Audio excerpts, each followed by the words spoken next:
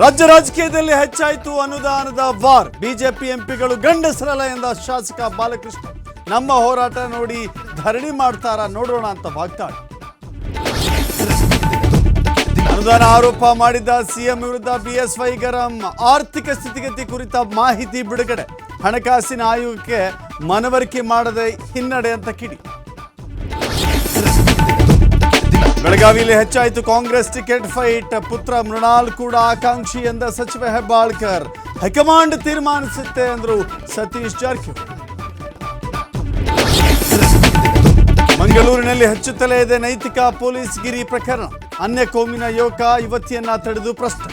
ಹಿಂದೂ ಕಾರ್ಯಕರ್ತರನ್ನ ವಶಕ್ಕೆ ಪಡೆದ ಪಣಂಬೂರು ಪೊಲೀಸರು. ಚಂಡೀಗಢ ಮೇಯರ್ ಚುನಾವಣೆ ಗೆದ್ದ ಬಿಜೆಪಿಗೆ ಶಾಕ್. ಚುನಾವಣೆ ಅಧಿಕಾರಿಗೆ ಸುಪ್ರೀಂ ಕೋರ್ಟ್ ಮಂಗಳಾರತಿ. ಪ್ರಜಾಪ್ರಭುತ್ವದ ಕಗ್ಗೊಲೆ ಮಾಡಲು ಬಿಡಲ್ಲ ಅಂತ ವಾರ್ನಿಂಗ್.